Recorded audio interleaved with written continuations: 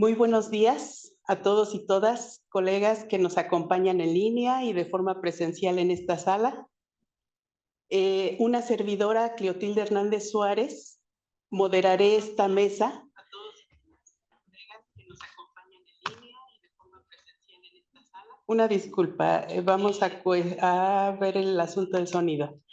En esta ocasión hemos invitado y agradecemos mucho que haya aceptado la invitación a dictar la conferencia de apertura al doctor Pedro Sergio Urquijo Torres. Bienvenido, Muchas Pedro. Gracias. La idea es conversar con las personas que han venido trabajando, que tienen una amplia trayectoria y que tienen mucho que compartirnos y con quienes vamos a estar dialogando estos 2 días también. El doctor Urquijo presentará la conferencia magistral titulada La historia ambiental latinoamericana y la aportación historiográfica mexicana. Haré una breve presentación del doctor Urquijo. El doctor es investigador titular definitivo en el Centro de Investigaciones en Geografía Ambiental, SIGA, de la Universidad Nacional Autónoma de México, en el área de Historia Ambiental, Poder y Territorio. En su formación académica mencionamos que es doctor en Geografía por la UNAM, es maestro en Historia por el Instituto de Investigaciones Históricas de la Universidad Michoacana y también cursó la maestría en Estudios Mesoamericanos en el Instituto de Investigaciones Filológicas de la UNAM. Es licenciado en Historia por la Facultad de Filosofía y Letras de la UNAM. Pedro Urquijo es profesor en el posgrado en Geografía de la UNAM, donde imparte las asignaturas de Historia Ambiental y Geografía y Ambiente. Es profesor de asignatura en la licenciatura en Geohistoria de la Escuela Nacional de Estudios Superiores, Unidad Morelia, de la UNAM, en donde imparte los cursos Historia Prehispánica y Novohispana, Historia e Historiografía de la Historia Ambiental. Pedro ha sido profesor invitado en la Universidad de Twente, Países Bajos, también en el Instituto de Ciencias y Tecnologías Ambientales de la Universidad Autónoma de Barcelona, en España. También ha sido invitado en el Centro de Estudios Latinoamericanos de la Universidad de Stanford, en Estados Unidos, en la Facultad Latinoamericana de Ciencias Sociales, Flaxo, sede Ecuador, en la Universidad Federal de la Frontera Sur, Brasil, y en el Instituto de Investigaciones Históricas de la Universidad de Panamá. Actualmente el doctor Urquijo es profesor visitante en estancia sabática en el posgrado de Ciencias Sociales para la Sustentabilidad en la Universidad Autónoma de Baja California Sur. Pertenece al Sistema Nacional de Investigadores Nivel 2 y es investigador estatal honorífico del Instituto de Ciencia, Tecnología e Innovación del Estado de Michoacán. Es miembro regular de la Academia Mexicana de Ciencias y es el actual presidente de la Sociedad Latinoamericana y Caribeña de Historia Ambiental, la SOLCHA. Así que seguramente también nos acompañará mañana en la asamblea que tendremos a mediodía. Pedro Urquijo forma parte de los consejos científicos de las revistas Landscape Research, Editorial Taylor and Francis de Reino Unido, Patriter, Revista Latinoamericana y Caribeña de Geografía y Pueblos y Fronteras Digital, del Centro de Investigaciones Multidisciplinarias sobre Chiapas y la Frontera Sur, CIMSUR, UNAM. No está por demás decir que el doctor ha escrito más de 100 publicaciones entre artículos científicos, libros, capítulos de libros, que han sido referentes para las líneas de investigación que él trabaja, que son principalmente geografía histórica, historia ambiental y los enfoques culturalistas del paisaje. Bienvenido, Pedro. Esta es tu casa. Gracias nuevamente por aceptar la invitación. Y la dinámica con la que vamos a trabajar ahora es que dispongas de unos 40 minutos en promedio para que expongas y luego los últimos 15 o 20 minutos los dediquemos para un intercambio, preguntas, comentarios que pudiera tener el público presente y en línea, ¿verdad? Entonces, ¿quieres que te avise cuando falten 5 minutos para los 40? Sí, por favor, sí. Perfecto. Pues adelante, muchas gracias. Pues muchas gracias.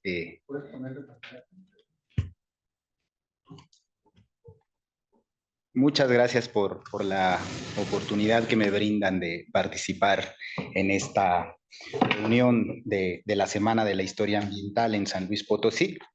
Pues para mí siempre es un gusto encontrarme con colegas que trabajan temáticas afines. Y más si se trata de historia ambiental, ¿no? Claro. Entonces, nuevamente, muchas gracias. Lo que quisiera comentar hoy, que pudiéramos platicar juntos, es este tema que les propongo, una reflexión general sobre la historia ambiental en nuestra región, en América Latina, y cuál sería la aportación a la incidencia de la historia ambiental mexicana. Bueno, para ello propongo que lo veamos a partir de estos tres temas.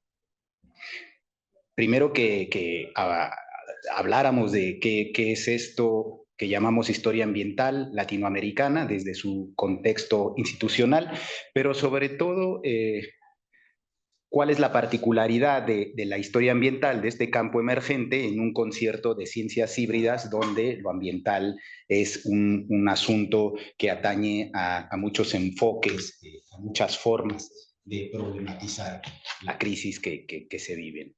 El segundo aspecto que me gustaría que platicáramos, que tuviéramos la oportunidad de dialogar, es el de la tradición humanidad-naturaleza, desde una perspectiva fundamentalmente humanista y de las ciencias sociales, que a mi modo de entender esa es una de las características principales de la historia ambiental, de este campo específico de las ciencias ambientales.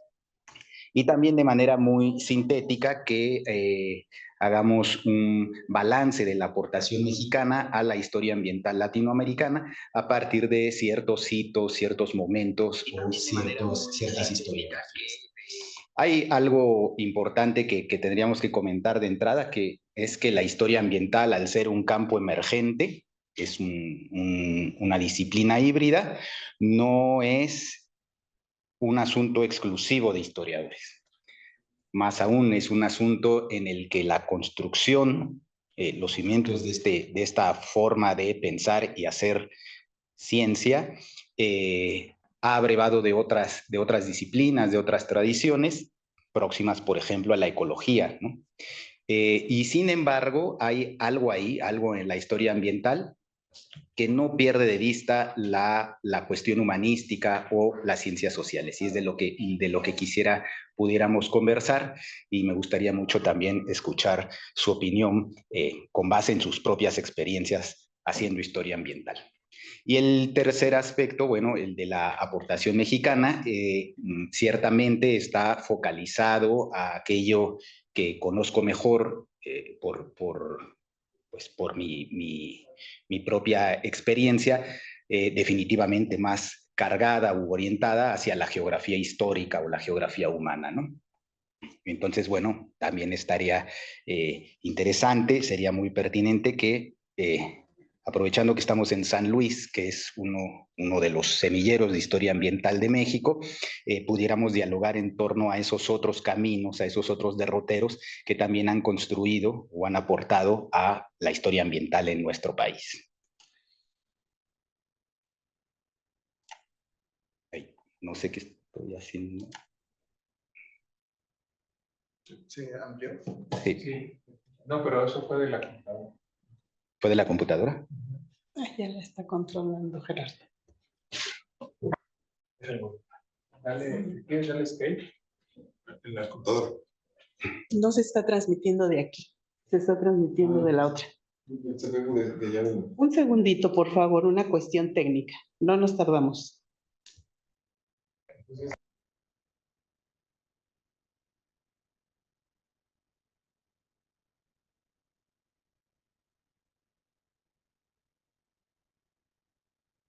Sí.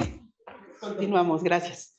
Bueno, vamos a partir de un año clave desde el punto de vista institucional. Si nos atenemos a la historia de la sociedad latinoamericana y caribeña, historia ambiental, la SOLCHA, esta surge en un simposio que se realiza en la ciudad de Santiago de Chile, en el marco de una de las reuniones del encuentro de americanistas, la ICA.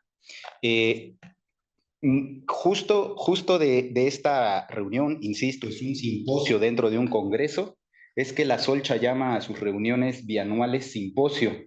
O sea, un simposio es un evento dentro de otro gran evento, ¿no? Como a manera de panel. Entonces llama mucho la atención cuando uno se aproxima a la SOLCHA que sus congresos de historia ambiental se llamen simposios, cuando propiamente dicho serían congresos. Y tiene que ver con que surge como un panel dentro de un magno evento como era la ICA, en el que se reúnen una veintena de personas que en ese momento, 2003, ya venían trabajando el tema de la historia ambiental. Una cosa interesante también de esta reunión del 2003, en el marco de la ICA, es que ahí están representados generalmente todos los temas de las ciencias sociales y las humanidades, ¿no? En estas reuniones que se realizan desde hace muchísimos años. Son eventos gigantescos donde las personas aprovechan para informarse de todos los temas que están en boga en nuestros ámbitos. Así funciona la ICA, ¿no? Hay paneles de todos. Y lo interesante es que en el año del 2003, cuando el tema ambiental ya es un asunto internacional, es un tema global, no solo de la agenda académica, sino sobre todo de la agenda política, solo había dos paneles, solo había dos simposios que tocaban el tema ambiental. Uno de ellos era el que convocaba unos profesores chilenos, encabezados por Ramírez, ahora se me van los nombres, pero el asunto, ahora lo recuerdo. El asunto es que ellos trabajaban en un departamento que era de historia ecológica en Chile. Organizan el panel y convocan a 20 personas. Y había otro tema paralelo que era historia de la gestión del agua, que coordinaba Jacinta Palermo. En un congreso de miles de personas, solo había dos sesiones con una temática que podríamos considerar ambiental. Lo que sucede es que estos dos grupos se juntan al final y deciden establecer una red, un trabajo conjunto. Había, desde luego, personas de Chile, pero también de Brasil, de Colombia y algunas, sobre todo, mexicanas. En el caso de México, podríamos mencionar que las personas que participaron en uno de estos dos paneles, pues estaba Rosalba Loreto, Michelín Cariño, Teresa Rojas en el panel del agua y Bernardo García Martínez. Ciertamente este no fue el primer esfuerzo, el primer intento de conjuntar a personas en América Latina que trabajaran la historia ambiental.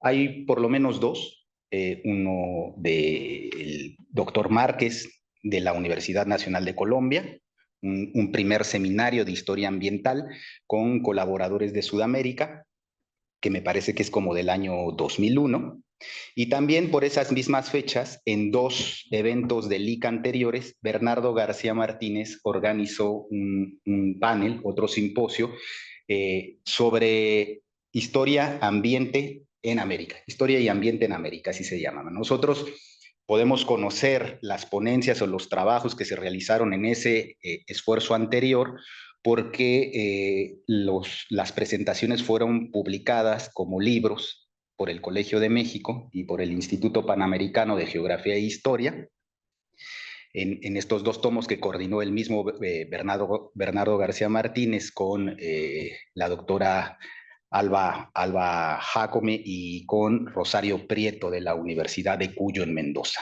¿no? Entonces, bueno, tenemos algunos antecedentes, algunos esfuerzos por consolidar institucionalmente esa semilla, ese germen que comenzaba a surgir en América Latina en torno a la historia ambiental. Pero el primer y consolidado esfuerzo, pues sí sería la SOLCHA, ¿no? Que ya tiene pues 22 años trabajando, organizando sus simposios, que en realidad son congresos, va por el número 12, y que pues sí ha venido en crecimiento constante. Esto es desde el punto de vista institucional. Entonces podríamos decir, sí, la historia ambiental latinoamericana institucionalmente se ha consolidado. Pero bueno, hay otros temas. Por ejemplo, ¿qué es lo que hace que las personas se sumen a una sociedad de historia ambiental cuando podrían adscribirse o tener una relación más directa, por ejemplo, con algunos de las sociedades o academias de ecología política, que también son muy fuertes en América Latina, ¿no? Me parece, y esta es una opinión personal, desde luego, que tiene que ver con que la historia ambiental es, dentro de este concierto de disciplinas híbridas, la aproximación más certera hacia las humanidades y las ciencias sociales, ¿no? Si hablamos, por ejemplo, de ecología política, hay una línea muy fuerte en economía, pero dentro de la economía, ecología política desde la economía, ecología política desde la sociología, ecología política desde la geografía. Y la historia ambiental se ha construido como una sombrilla amplia en las humanidades y las ciencias sociales. Y también su aproximación a la relación humanidad-naturaleza tiene este perfil. Bueno, estos son esos elementos que podríamos caracterizar como propiamente humanísticos o sociales de la cuestión ambiental que están implícitos en la historia ambiental latinoamericana. Primero, pues esa carga hacia el análisis retrospectivo, esa problematización del pasado, ¿no? Hay una observación analítica al pasado que está condicionada por preocupaciones o problemas del presente. En la historia ambiental eso es muy claro. Nos interesa el tema ambiental porque es una situación crítica hoy y a partir de ese presente interpretamos el pasado, ¿no? Una postura reflexiva. En la historia ambiental se estudian las experiencias pretéritas porque nos preocupan hoy esos procesos que no necesariamente existieron tal cual en el pasado, ¿no? Nosotros estamos interpretando historia ambiental de procesos históricos, cuando el tema ambiental quizá no era una preocupación. Por ejemplo, el cambio climático, la degradación acelerada de la naturaleza, lo que hoy llamaríamos sustentabilidad, el ecologismo, la defensa de la naturaleza o la economización de la naturaleza también, por ejemplo, los servicios ecosistémicos con una mirada retrospectiva. Y también otra característica es que hoy podemos establecer una actitud crítica o reflexiva hacia los problemas ambientales porque contamos con la experiencia que nos brinda la memoria y quienes se dedican a la historia, pues esto lo saben muy bien, ¿no? La experiencia de reconocer o interpretar el pasado. Esa incursión al pasado como un ejercicio interpretativo a partir de los elementos con los que contamos en el presente, ¿no? La historia ambiental se enfoca en los cambios ecológicos, los cambios geográficos o ambientales, como se guste o se prefiera llamar, que produce la humanidad como fuerza transformadora, agente cultural, que escribe en el terreno mismo esa historia de la relación entre la humanidad y la naturaleza, ¿no? Este es algo que distinguiría a este campo humanístico y social de un enfoque ecológico, biológico, por mencionar dos casos. Y bueno, desde luego es una tradición, una forma de hacer historia fuertemente latinoamericana. ¿Por qué? Pues por la historia misma de América Latina, como esa región, esa área de cambios ecológicos abruptos y en muchos casos acelerados.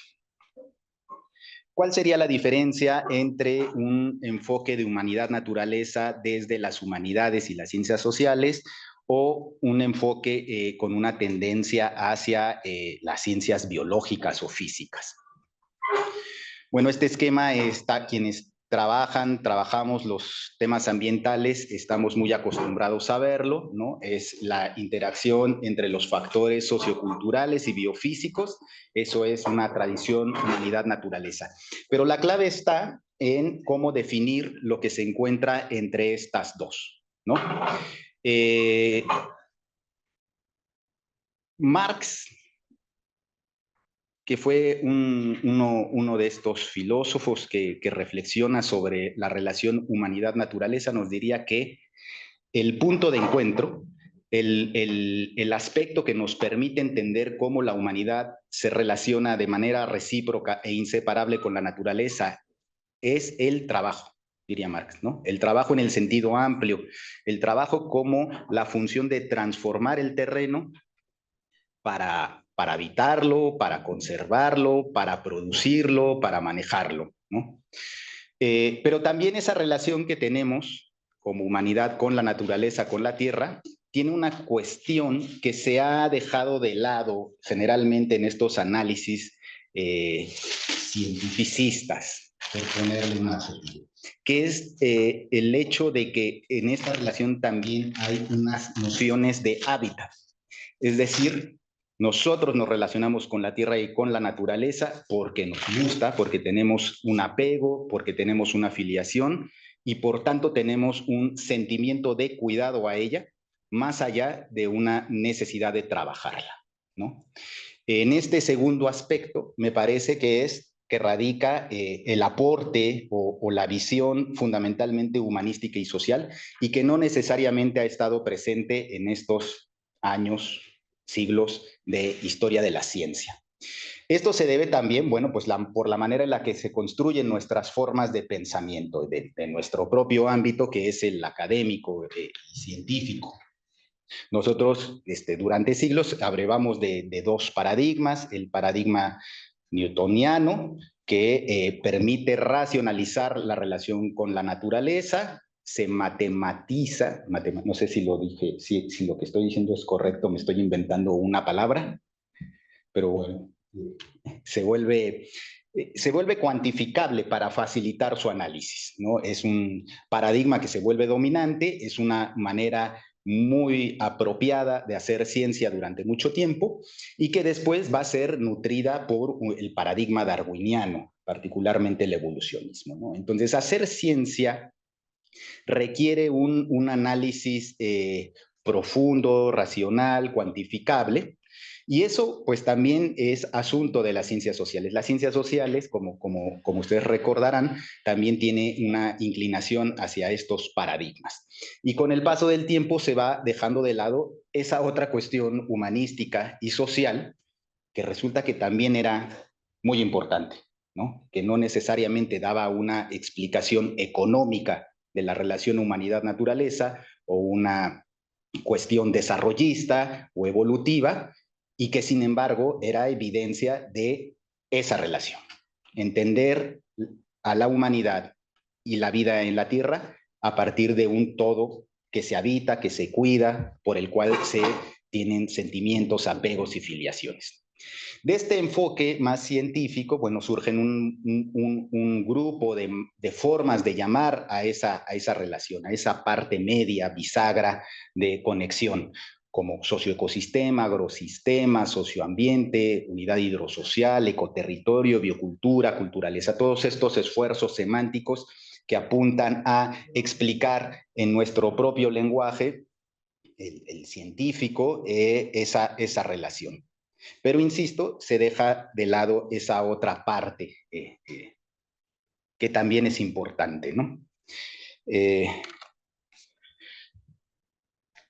Quienes desde las humanidades y las ciencias sociales, y aquí hago una acotación, voy a mostrar de manera muy general y panorámica quienes han tenido esa reflexión sobre la relación humanidad-naturaleza desde un punto de vista más filosófico, humanístico, y que podríamos encajar perfectamente hoy en las ciencias sociales. Y no necesariamente esa otra perspectiva que está más próxima a la ecología, ¿no? Desde luego las aportaciones de Tanzlich, Haeckel, Cartroll, que reflexionan también la relación humanidad-naturaleza, pero tratando de explicarlo en esos términos científicos, o para ser más concreto, en términos ecológicos o biológicos. Hay una tendencia que no necesariamente es con la que con la que estamos acostumbrados a revisar, que es la humanística y social, y de la cual pudiéramos platicar hoy. Y aquí habría que darle también un crédito a algunos que pasan desapercibidos por su condición clerical en el siglo XVIII, que son los naturalistas, ¿no? Hay un grupo de filósofos, todos ellos religiosos, protestantes, que en este momento en el que tienen que brindar una explicación racional del funcionamiento del todo en la Tierra, se tienen que alejar o tratar de negociar con su postura teológica, ¿no? Y en ese sentido, pues comienzan a brindar unas primeras propuestas, ideas o reflexiones de cómo el ser humano se relaciona con su entorno. Y ahí tendríamos a William Paley, que con su obra La teología natural, ¿no? Con esa famosa metáfora del reloj, ¿no? Que llega a la conclusión que la naturaleza funciona como un reloj, ¿no? Uno puede abrir la maquinaria de su reloj y ver que marcha todo en orden, que todo está conectado como en un sistema. Pensando, claro, desde luego que Dios es el relojero, pero sin mencionarlo, ¿no? Thomas Malthus, en su ensayo sobre el principio de la población, que brinda las primeras claves de un enfoque conservacionista, ¿no? Y desde luego Adam Smith, el padre de la economía moderna, con una investigación sobre la naturaleza y las causas de la riqueza de las naciones, donde pues Dios es sustituido por la economía, ¿no? Es una teología económica. Y es, por tanto, la economía el punto medio que permite la interacción entre la humanidad y la tierra. A propósito de Adam Smith, y retomando lo que veíamos en la diapositiva anterior, donde hablábamos que había ese otro aspecto de vinculación con la tierra que se nos fue, que hemos pasado por alto, que es el sentimiento, el apego, la cuestión emocional, el cuidado.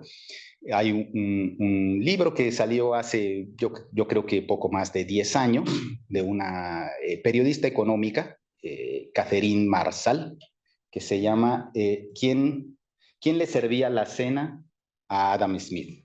¿No?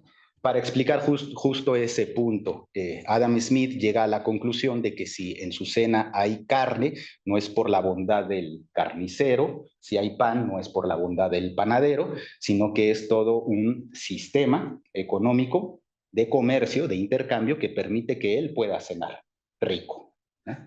Y lo que dice la autora de este libro, Catherine Marsal, es, bueno, pero ¿quién le está sirviendo la cena? Y era su mamá, porque Adam Smith nunca se casó. Y su mamá lo fue a seguir por todos lados donde él trabajó. Adam Smith fue ministro en algún momento, y entonces la mamá se mudaba donde iba Adam Smith y le preparaba su cenita. Y decía, pero la mamá no está en esa cadena de intercambio comercial que plantea Adam Smith. Se lo está haciendo por amor, porque lo quiere. No sabemos por qué, pero lo quiere. Bueno, porque es su hijo. Porque es su hijo, ¿no? Y dice, entonces hay una explicación que la economía, una ciencia social que tiene mucha teoría, pasa por alto en ese afán de brindar una explicación en los propios términos racionales. Y es que hay cosas en la humanidad que funcionan por otro motor, ¿no? Y esto también lo podemos extrapolar a la relación humanidad-naturaleza, y de ahí creo la importancia de este enfoque de la historia ambiental.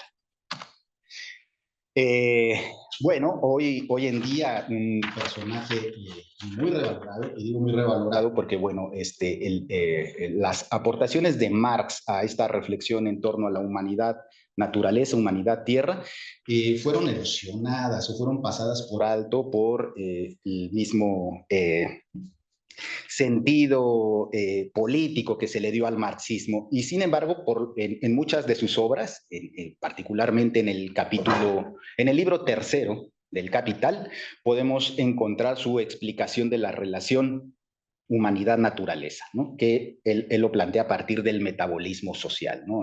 Explica que hay materias de la naturaleza, una matriz bruta, que podría ser, por ejemplo, el bosque, la materia prima, la madera, y la materia prima auxiliar, el carbón. Entonces, la sociedad, como vive de la producción de esta naturaleza, tiene que mediarla, tiene que saber cuidarla, no puede extralimitarse. Debe mantener un metabolismo en esa relación. En el que la sociedad, el leñador en este ejemplo, aporta la técnica, los conocimientos, la energía y el trabajo, y la naturaleza pues también aporta la energía y las materias. Entonces, el trabajo media esa relación y hay un proceso metabólico que debe cuidarse. Y sin embargo, el ser humano, en ese afán de economizar esa producción, puede provocar una ruptura que altera esa relación recíproca y produce una erosión de la naturaleza. Bueno, esto lo está diciendo Marx en el siglo XIX y bien podría ser un tema de actualidad, ¿no?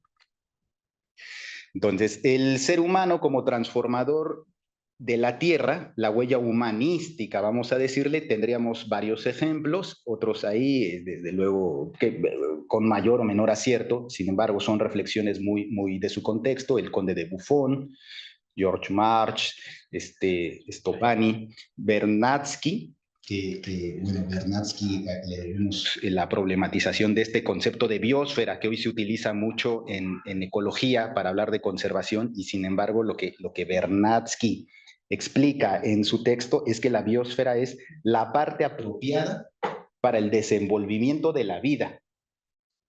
Como derivó el concepto de biodiversidad hacia una cuestión más verde, más ecológica, más vegetal, cuando en realidad estaba apuntando hacia el hábitat de la humanidad, ¿no?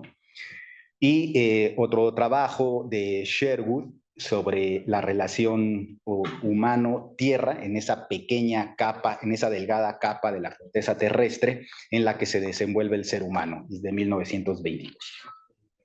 Un texto clave que debemos revisar es este simposio que se realizó en 1955 y que se publica en 1956, que podemos traducir como el papel del hombre en la transformación de la faz de la Tierra.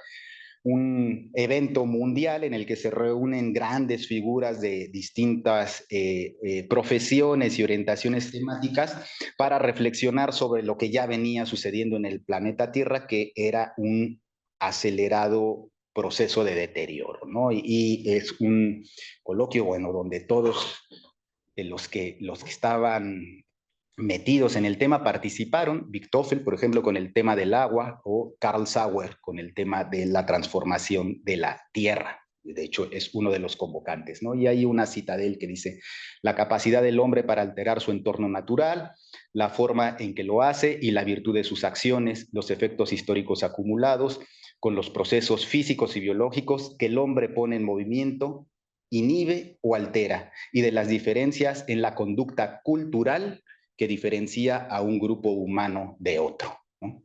Interesante también que este coloquio, que tiene grandes aportaciones y que yo los invito a que lo lean, lo relean, se realiza algunos años antes de un libro que se va a volver el best seller de la cuestión ambiental, el que va a detonar en buena medida también el surgimiento de las ciencias ambientales, que es La primavera silenciosa de Rachel Carson. Si lo extrapolamos a América Latina, tenemos algunos ejemplos en este mismo sentido. Un libro famoso pero poco leído es La geografía del hambre, de Josué de Castro, un sociólogo, geógrafo brasileño, en el que retoma cuestiones de población, un incipiente desarrollo, el hambre por la inequidad social y el deterioro ambiental, ¿no? Entonces es un libro muy pequeño pero muy interesante, que arroja antecedentes de reflexión en el sentido del que estamos platicando ahora. Y bueno, otro clave en el contexto de la CEPAL. La CEPAL es un tema que habría que estudiar más cuando hablamos de historia ambiental o antecedentes de la historia ambiental. Sería este trabajo de los chilenos Zunkel y Gligo, que fue convocado y publicado por la Comisión Económica para América Latina y el Caribe, la CEPAL, en el que para nuestra región, para nuestro continente, nos legan una conceptualización de la noción de ambiente en esta publicación de 1980, y que a consideración de algunos historiadores ambientales, entre ellos Guillermo Castro Herrera, uno de los pilares de la Solcha, él dice que este es el momento historiográfico que provoca esas reuniones de historiadores ambientales que vendrá después, ¿no? Y también, en buena medida, desarrolla el perfil latinoamericanista que tendrá la historia ambiental. Entonces es un libro, un texto que también pasa desapercibido, que lo escuchamos nombrar, y sin embargo es una lectura clave, detonante de por lo menos la institucionalización de la historia ambiental. Y caso similar es este otro de 1984 de Celso Furtado, El desarrollo económico, un mito. El mito del desarrollo, en otras palabras. Y es una crítica muy en su contexto, ¿no? El desarrollismo está muy en boga, y desde una postura económica, desde luego van a venir una serie de críticas que están sostenidas en la cuestión ambiental, cómo el desarrollo económico afecta a la población, pero también al mismo tiempo provoca un deterioro ambiental de el tercer mundo, los países en América Latina, ¿no? Entonces es una postura teórica económica, pero también es un posicionamiento social desde América Latina, ¿no? Si quisiéramos pensarlo desde México, pues tenemos este trabajo de Alejandro Toledo, es un libro que se llama Cómo destruir el paraíso, el desastre ecológico en el sureste, en esa región en el que el nodo es Tabasco. Es un análisis histórico, es un análisis ambiental y también es un posicionamiento social. Aquí hay dos aspectos muy interesantes. Este libro fue publicado y desarrollado en un lugar que ya no existe, el Centro de Ecodesarrollo, que para quienes hacen historia intelectual o historia genealógica de la historia ambiental, indagar sobre este centro de ecodesarrollo va a generar muchas claves. Hay grandes investigadores vinculados a él que lo impulsaron y también que lo vieron caer, ¿no? Bueno, uno de ellos es Alejandro Toledo, David Barkin también sería otro ejemplo, ¿no? Y para buena fortuna de los que les gusta el trabajo de archivo, toda la información de ese centro de ecodesarrollo está resguardado en el AGN, tiene su propia galera. Bueno, ya para ir concluyendo, vamos a ver las principales tendencias historiográficas de la historia ambiental en México con dos salvedades. Voy a mencionar aquellas que están vinculadas a ese latinoamericanismo de la Solcha. Subrayo, no son las únicas, porque además en este tema ambiental hay varios senderos, hay varios derroteros, y que no son todas incluso, que son algunos ejemplos muy, muy puntuales para provocar una conversación, un intercambio, un diálogo. Identificaríamos una, la historia ambiental mexicana ha abrevado de la geografía histórica. Particularmente desde el tema ambiental, desde la geografía histórica norteamericana, en el enfoque culturalista que desarrolló Carl Sauer desde la década de los 20 y que conocemos como Escuela de Berkeley.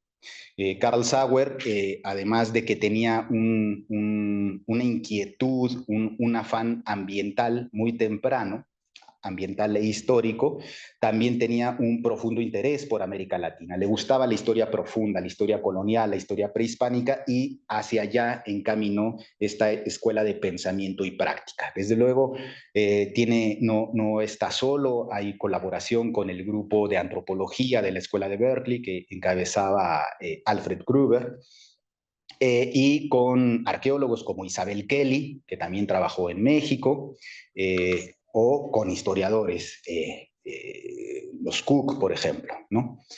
Esos son los primeros que tienen ahí, son algunos de sus primeros 11 estudiantes directos que trabajaron en México: Peveril Mix, que trabajó en Baja California, Robert West, que trabajó en prácticamente todo el país, en Colombia y Centroamérica, Donald Brandt en el centro occidente, Dan Stanislavski en el centro occidente, y Henry Bruman, que elaboró la primera historia ambiental de la producción del mezcal en México en el año de 1940. Y estas personas se relacionan con otras, con otra generación, y va a crearse toda una escuela de análisis de paisaje desde el punto de vista ambiental. Por ejemplo, Pedro Armillas, que tuvo varias colaboraciones con Robert West para estudiar las chinampas o los campos elevados. Alfred Siemens, un geógrafo canadiense que trabajó en Veracruz, el tema de la ganadería. Además, el tema de la ganadería desde un punto de vista culturalista muy bonito, la representación. Estudiaba las imágenes de rugendas, ¿no? Llevar la historia ambiental al arte. Cynthia Rading, historiadora, con un perfil muy antropológico, que logró combinar estas dos fases, la historia y la antropología, para el análisis de los paisajes del desierto en el norte, y que ha tenido mucha influencia en San Luis Potosí incluso, ¿no? Bernardo García Martínez, que lo subrayo, porque además creo que ahí quienes hacemos historia ambiental o nos dedicamos al análisis de la historiografía ambiental, tenemos una deuda con Bernardo García Martínez, porque él trabajaba estos temas desde mucho antes, ¿no? Exploró formas de nombrarlo, ¿no? Como historia ecológica, ecología histórica, historia ambiental, siempre muy en la línea del paisaje culturalista saueriano. Bueno, hace rato mencionábamos que él organizó uno de esos primeros simposios en América, y sin embargo no le hemos dado su justo lugar, ¿no? Por muchas razones, pero bueno, ya va siendo momento, Gerardo, que lo hagas, ¿no? Y luego Miguel Aguilar Robledo, que, bueno, él es geógrafo, él se forma en esta tradición, fue alumno de Karl Butzer, que también se circunscribía a la tradición de escuela de Berkeley, y es muy curioso el caso, porque si uno hace las genealogías de Carl Sauer hasta Carl Sauer, sus alumnos, los alumnos de sus alumnos, de sus alumnos, aparecen pocos latinoamericanos. Es una escuela muy latinoamericanista en el sentido que son gente de Estados Unidos estudiando América Latina, pero no necesariamente latinoamericanos. Y por ahí nos va a aparecer cuarta generación Miguel Aguilar Robledo. Y eso explica también, en buena medida, el perfil con el que se refunda la entonces Coordinación de Ciencias Sociales y Humanidades de la Universidad Autónoma de San Luis Potosí, ¿no? Abre nuevamente sus programas, sus carreras en humanidades, que tenían unas décadas de estar cerradas, y aparece una asignatura de historia ambiental, aparecen asignaturas donde se ve paisaje cultural en geografía histórica, en estos campos que eran para todas las carreras. Y desde el punto de vista educativo, bueno, pues también por ahí habría que estudiar a San Luis Potosí en general. Otra, la ecología cultural, la tendencia antropológica etnohistórica, a partir de la propuesta de Palerm y sus estudiantes. Palerm, en cierta medida, también se aproximó a la escuela de Berkeley, pero lo orientó hacia un trabajo más contemporáneo, menos histórico en un principio, lo orientó hacia el manejo del agua también, y creó su propia escuela, ¿no? La escuela palermiana de etnohistoria, en la que tenemos ejemplos de cómo esa tradición sí se consolidó, ¿no? Brigitte Bohem, José Lameiras, Armando Pereira, Teresa Rojas Rabiela, por mencionar los ejemplos más visibles. Hay una línea que va a derivar de la economía ecológica y la economía solidaria. Ciertamente que esto que se desarrolla a partir de finales de los 70s y principios de los 80s, y que una de esas figuras visibles es David Barkin, el otro es Alejandro Toledo, del que ya habíamos visto esa publicación. Si bien podríamos identificarla en la historia ambiental, es más común encontrarlos en ecología política y en la ecología política que se hace desde la economía, pero ahí está, ¿no? Y algo muy interesante, no son trabajos de investigación necesariamente todos los que tienen ustedes en la pantalla, pero los que posicionan la palabra historia, las palabras historia ambiental, no fueron historiadores, no fueron sociólogos, no fueron economistas, fueron ecólogos, ¿no? Lo hacen en un esfuerzo de divulgación de esos trabajos de síntesis en el que ellos están tratando de explicar la historia ecológica o la historia biológica de México.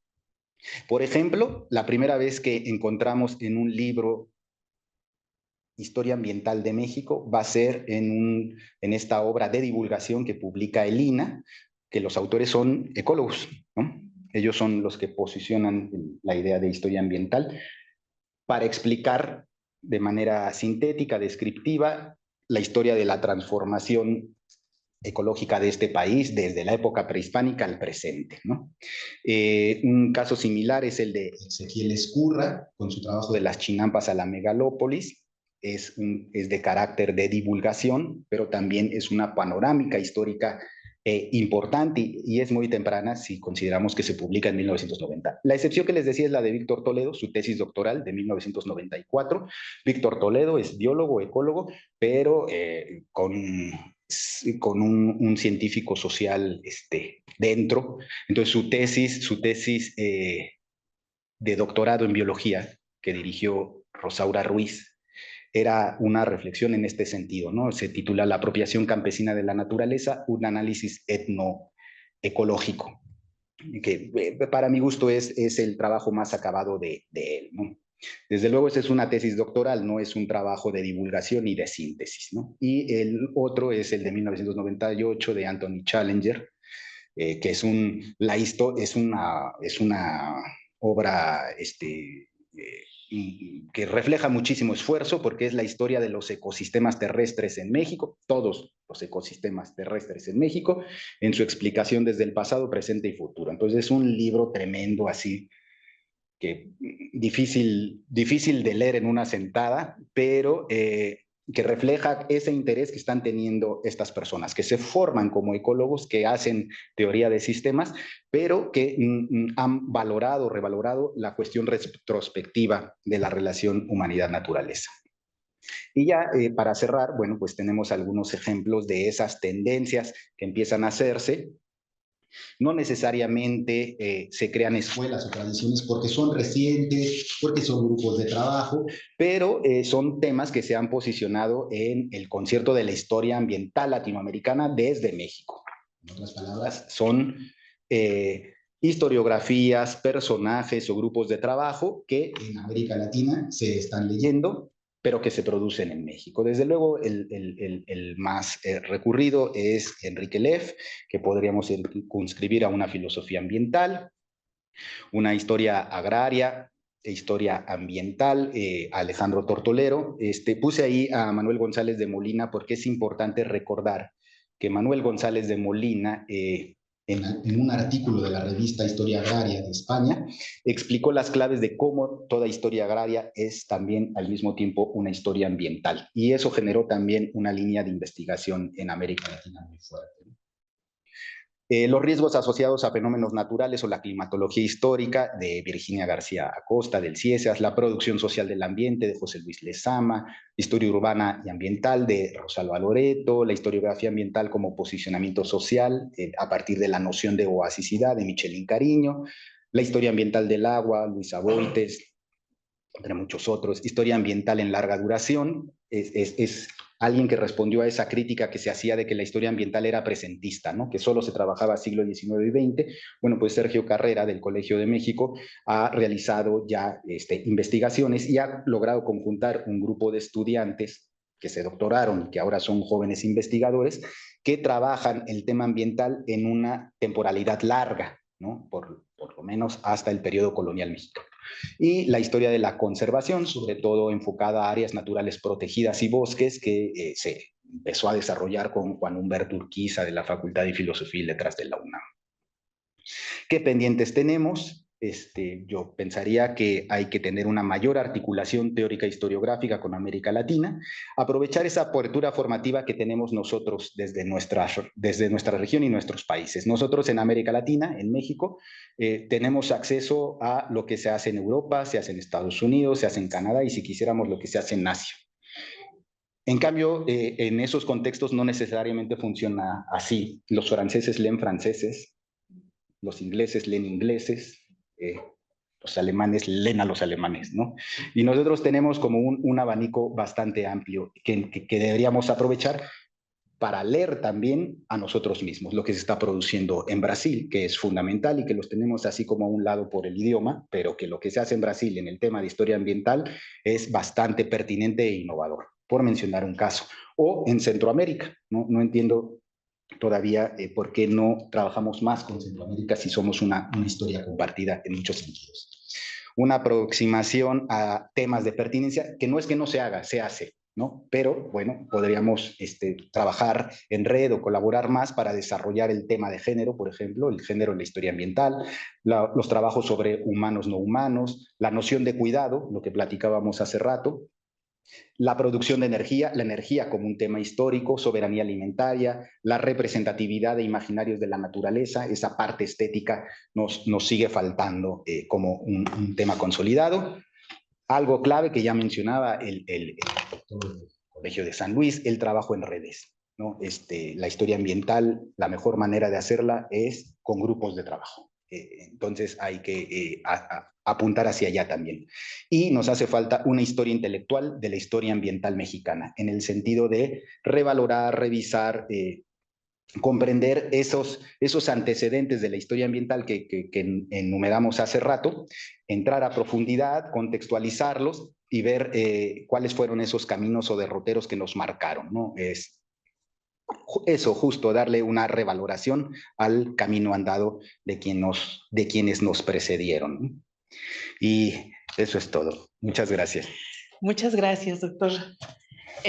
Bueno, estamos casi sobre el tiempo, pero quiero mencionar que a través del chat tenemos un saludo, una felicitación por el evento y un agradecimiento por la conferencia. Podemos dar lugar a una o dos preguntas, puede ser del público que nos acompaña aquí o en línea, la pueden anotar. Si hubiera alguna aquí, para aprovechar estos minutitos que nos queda para cerrar con la conferencia magistral. ¿Alguien? Adelante, Leonardo.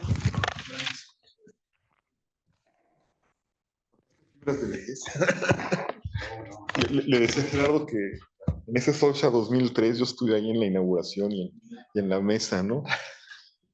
Y faltan nombres, ¿no? De la gente que tiene ahí. No sé si tengas el disco Tengo el programa. El programa. Sí. Yo tengo el disco, tengo que buscarlo. Y el asunto es que ya está viejo, tiene 22 años ese. Encontramos la computadora en la que podemos empezar a leer, ¿no? Yo sé que yo lo tengo que buscarlo porque yo sé que lo tengo.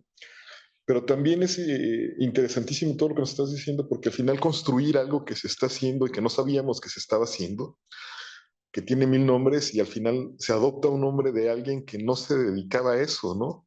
Es muy interesante, ¿no? Más que pregunta es agradecerte, recordar muchas cosas, ¿no? Y tenemos para discutir tremendo, ¿no? Por ejemplo, citas a Miguel Aguilar con Butzer, ¿no? Pero ellos ya se formaron en Austin, Texas, ¿no? O sea, ya son los alumnos que emigraron de la escuela de Berkeley a Austin, Texas, ¿no?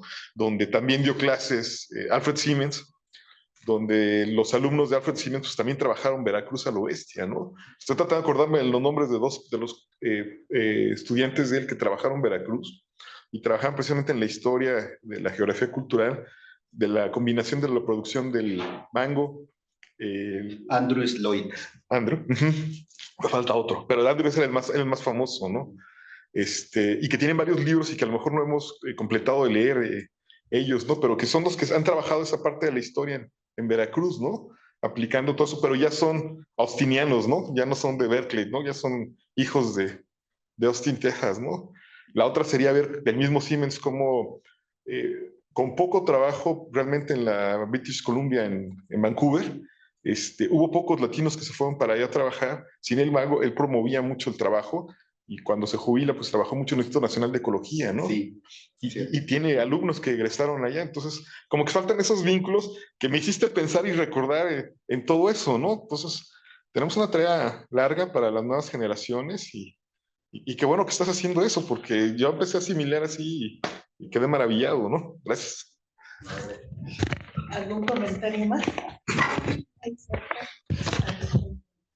Yo creo que también una parte del ejercicio que habría que hacer es releer muchos trabajos. Precisamente en el último punto de la diapositiva anterior, me vino a la mente trabajos que están haciendo personas que trabajan, por ejemplo, con pueblos originarios y que nos hablan de cómo, por ejemplo, el proceso de producción de la milpa o la forma en cómo producen ellos sus alimentos también es parte de la historia ambiental porque finalmente es un conocimiento que se va transmitiendo de generación en generación de manera oral y que básicamente lo ven desde la antropología, desde la agricultura, pero no le estás pensando como desde la aproximación de historia ambiental. Y yo creo que ahí tienes una fuente muy valiosa, muy importante para precisamente hacer esa otra transición y vincular esa información que está ahí perdida, que no aparece como historia ambiental, pero que seguramente te puede generar